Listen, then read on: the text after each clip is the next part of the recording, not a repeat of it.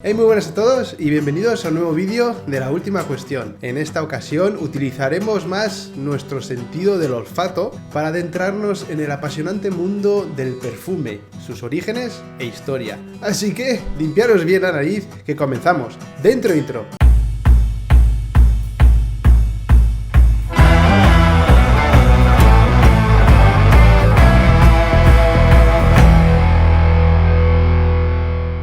Como auténticas obras maestras, los perfumes siempre han ocupado un lugar de privilegio en la búsqueda de hacer más placentera la vida de quienes los usan y de aquellos que los rodean. Los maestros perfumistas, conocidos como narices, se dedican apasionadamente a descubrir las fórmulas más excepcionales que se alineen con los deseos y preferencias del momento. Estas personas despliegan su creatividad y dan lugar a verdaderas obras de arte que aspiran a perdurar en el tiempo y en la memoria, brindando una experiencia enriquecedora a quienes las usan. Los expertos en psicología opinan que el uso de estas ricas esencias aumenta la autoestima y favorece las relaciones sociales. Una persona se perfuma para encontrarse bien consigo mismo y también con los demás. Es un elemento relevante en la personalidad, de ahí la gran variedad de perfumes que se adapta a todo tipo de persona y a las diferentes emociones que se busca transmitir. Aunque con frecuencia se atribuye a la época de los egipcios, el origen del perfume se remonta más atrás aún, a la Edad de Piedra, cuando los hombres quemaban maderas aromáticas y resinas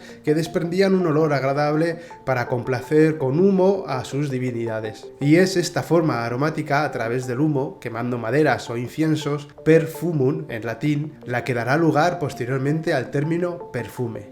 Mesopotamia y Egipto. Según una tablilla cuneiforme encontrada en Mesopotamia hacia el año 1200 a.C., los primeros perfumistas de la historia de los que existe constancia serían mujeres. En la tabla aparece el nombre de Taputi Belatekayim y se distinguen las últimas letras de otro nombre, Ninu. Taputi y Ninu estarían al servicio del rey Tukulti-Ninurta I, creando perfumes con mezclas de flores y plantas como el Cyperus calamus, la mirra o bálsamos. Según parece, las fragancias que elaboraban eran sustancias aromáticas que desprendían un agradable olor y a la vez tenían propósitos medicinales. En paralelo se desarrolla la civilización egipcia y hay constancia de la elaboración de perfumes a partir de esencias naturales. Los perfumes son esenciales en el ceremonial religioso y gracias a fórmulas descritas en pergaminos conocemos bastante los perfumes litúrgicos. Los sacerdotes egipcios utilizan diferentes esencias según el momento del día. Olíbano, conocido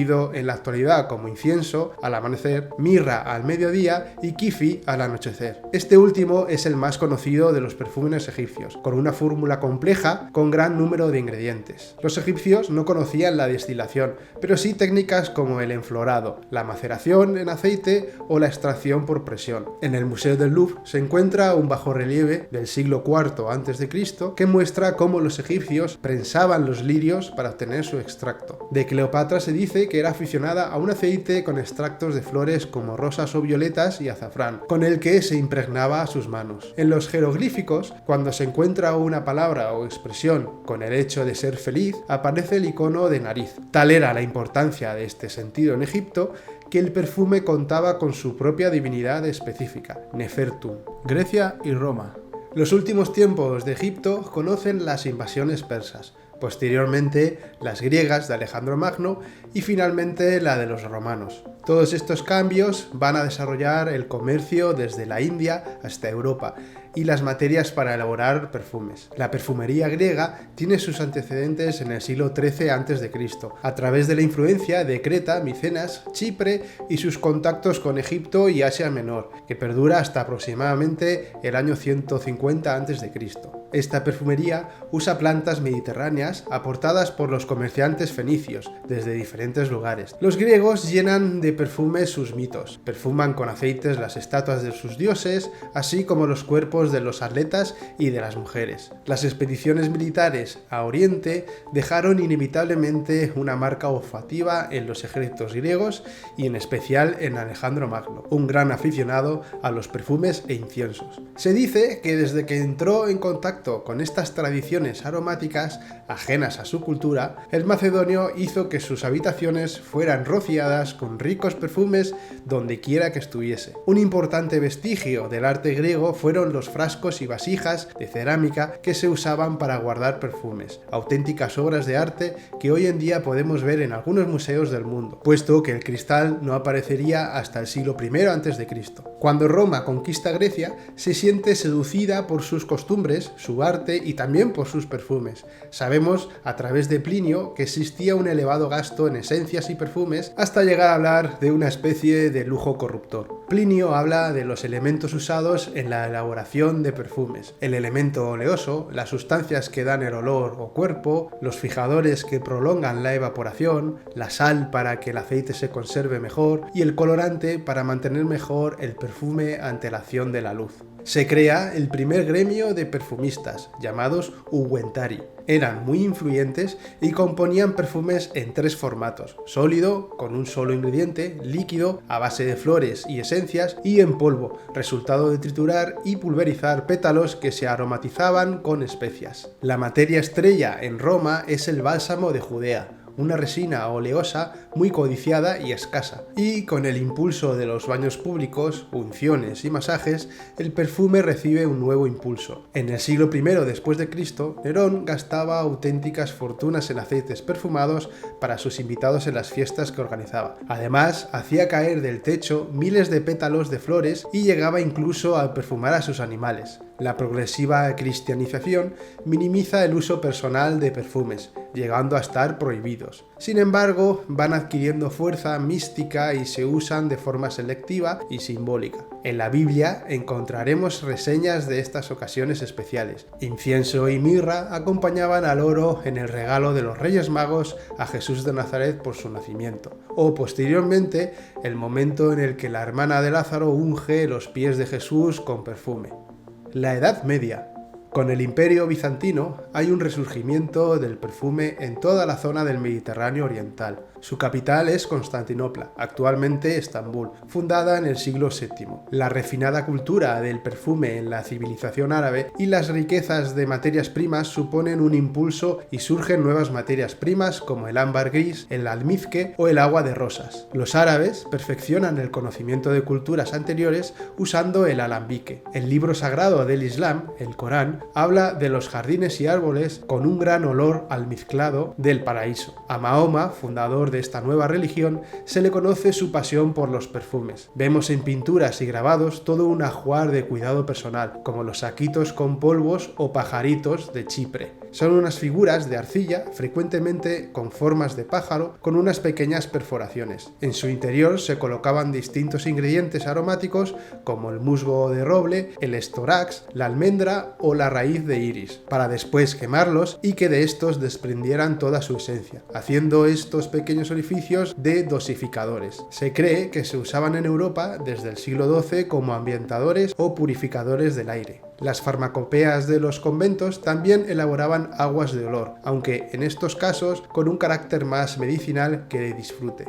Este también es el momento de la aparición de las pompas de olor o pompader, un recipiente en forma de vasija perforada que se coloca en el cuello o la cintura, introduciendo en su interior esencias y plantas aromáticas. Los más austeros son de madera, pero otros son auténticas joyas, hechas de oro y plata, incluso con piedras preciosas. En el siglo XII, el rey Felipe II de Francia reconoce la profesión de perfumista. Surgen las primeras escuelas y tras 4 años de estudios, sus aprendices pueden ser maestros perfumistas. A finales del siglo XIV, en 1370, una situación derivó en un importante hito con el agua de Hungría. La reina Isabel de Hungría, aquejada de problemas de salud y dolores reumáticos, recibió un elixir de un alquimista. El extracto estaba compuesto de flor de romero y aguardiente, y también algunas recetas le atribuyen pétalos de rosa. La fórmula de este elixir crearía el primer perfume con una base de alcohol. El éxito de este producto ha trascendido los siglos e incluso hoy en día se puede encontrar perfumes bajo la denominación agua de Hungría.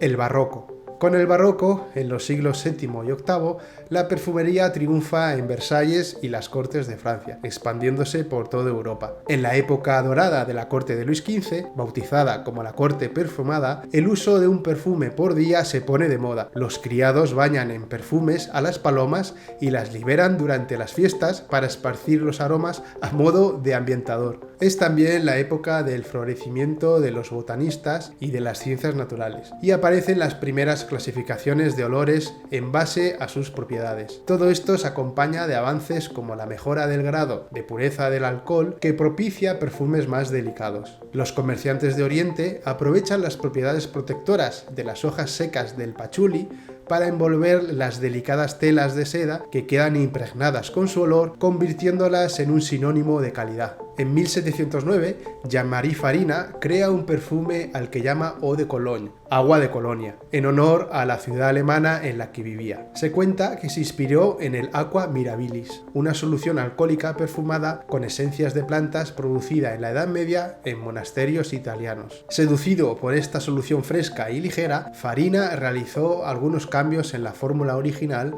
introduciendo la bergamota. Se convierte en la fragancia preferida del emperador y de muchos nobles y casas reales de todo el mundo. Su éxito la lleva a ser muy copiada, convirtiéndose en un término genérico, las aguas de Colonia, un arquetipo de un nuevo gusto de notas frescas y cítricas. Posteriormente, la familia Mullens comercializaría un perfume con el nombre de Farina, pero tras una sentencia que le impedía usarlo, se decantó por usar el antiguo número de su casa, 4711, que actualmente es la marca más antigua que todavía se comercializa. El siglo XX y la perfumería moderna. Hasta este momento los perfumes están compuestos únicamente por ingredientes de origen natural hasta que la alquimia hace posible la química de síntesis, creando moléculas que reproducen y recrean olores, provocando una revolución olfativa que permite la creación de nuevas fragancias. La perfumería molecular ofrece infinitas posibilidades a los perfumistas, como si de nuevos colores en una paleta se tratara, afianzando la sostenibilidad y la seguridad de los ingredientes. Algunas moléculas son auténticas obras de arte en sí mismas, costosas y sofisticadas, con sorprendentes nuevos olores. La inteligencia artificial facilita los procesos, como el pesado y las pruebas a los perfumistas, pero no se cuestiona que la nariz humana es insustituible. Ciencia y naturaleza, inteligencia humana y artificial se alían con el talento imprescindible de los maestros perfumistas para seguir sorprendiendo a la humanidad con sus creaciones. Y ahora, pues vamos con algunas curiosidades que quizá no sabíais. La región que ha encarnado la perfumería artesanal a lo largo de los siglos ha sido la Provenza francesa. Desde sus ciudades se extraía todo tipo de esencias de manera original, que más tarde partían hacia París. Los siglos XVII y XVIII fueron los principales siglos de apogeo en esta zona en cuanto a la fabricación del perfume. El pueblo concreto que fue considerado capital mundial del perfume fue Grasse. La zona en donde está ubicado y el microclima que disfruta permite que en sus campos crezcan todo tipo de hierbas aromáticas como la lavanda, el jazmín o la rosa. Marcas como Chanel utilizan materia prima proveniente de Grasse para elaborar sus reputados perfumes. El Eau de Toilette tiene una concentración de aceite de perfume puro de aproximadamente el 10%, mientras que el Eau de Parfum es del 15%. Los perfumes clasificados como Parfum o perfume propiamente dicho tienen una concentración superior al 20%. Las mujeres tienen más sentido del olfato que los hombres. Diversos estudios han comprobado que las mujeres tienen un sentido del olfato más desarrollado que los hombres y son capaces de identificar un mayor número de olores diferentes. Esto es gracias a la región prefrontal orbital del cerebro de las mujeres, que está más desarrollada que la de los hombres. Los científicos creen que hay 7 olores principales diferentes: almizclado, pútrido, picante, alcanforado, similar a las bolas de naftalina, etéreo, floral y mentolado. Se cree que todos los olores son una mezcla de estos 7 ingredientes básicos. El jazmín es una de las flores clásicas que se utilizan en la fabricación de perfumes. Lo que seguro no sabrás es que para conseguir 1 kilo de esta flor son necesarias hasta 8000 flores. Un día de cosecha en un campo entero de jazmines suele reportar entre 2 y 3 kilos. Actualmente existen muchos sistemas de extracción de esencias. Sin embargo, el tradicional se basaba en la cocción de flores mediante un un alambique, mezclando las propias flores con alcohol, obteniendo el perfume por medio de la condensación producida. Aún en la actualidad se sigue utilizando este método. Muchos de los cocineros más famosos del mundo utilizan perfumes comestibles para potenciar el sabor o el aroma de sus platos. Estos perfumes se destilan de manera parecida a los tradicionales, pero con ingredientes aptos para el consumo. El perfume más caro jamás vendido es Clive Christian No. 1 for Women y tiene un precio de $136.000. A pesar de este precio, se vende muchísimo. Además, existe un equivalente más barato que también tiene mucho éxito. El olor del perfume cambia con el tiempo, porque cambia su composición. Una vez que el frasco se abre y entra en contacto con el aire, debe utilizarse en los 3 primeros años. Cuanto más vieja sea la fragancia, más diferente puede ser su olor. El olfato es el sentido más relacionado con la memoria, de modo que recordamos los olores durante mucho más tiempo que las imágenes, los sonidos, los sabores y las sensaciones. Sorprendentemente, las personas pueden recordar los olores con una precisión del 65% después de un año, mientras que el recuerdo visual es solo del 50% después de una cuarta parte del tiempo. Para llegar a la cúspide de la profesión de perfumista, los perfumistas deben identificar con éxito al menos 250 olores diferentes como parte de su prueba de iniciación. Esta difícil iniciación es la razón por la que solo hay 50 perfumistas de pleno derecho, también conocido como narices, en todo el mundo. Y por último, la misma fragancia huele de forma diferente en cada persona. La razón es que cada persona tiene una piel diferente. Hay que tener en cuenta el pH, la humedad, las hormonas y otros muchos factores. Por eso, antes de comprar un perfume, es recomendable oler cómo queda el perfume sobre tu propia piel. Y con esto llegamos al final del vídeo. Espero que os haya gustado. Si es así, como siempre decimos, dadle a like, suscribiros al canal si no lo estáis ya, también activar la campanita, porque de esta manera os enteraréis de forma inmediata cada vez que publiquemos un nuevo vídeo. Comentad si os ha gustado el vídeo o no en la sección de comentarios. Compartir el vídeo con vuestros amigos y familiares, el apoyo se agradece muchísimo. Seguidnos en nuestras redes sociales, tanto en Twitter como en Instagram, en el que subiremos cualquier noticia que se nos vaya ocurriendo. Nos vemos la semana que viene en un nuevo vídeo. ¿Y tú? ¿Tienes una última cuestión?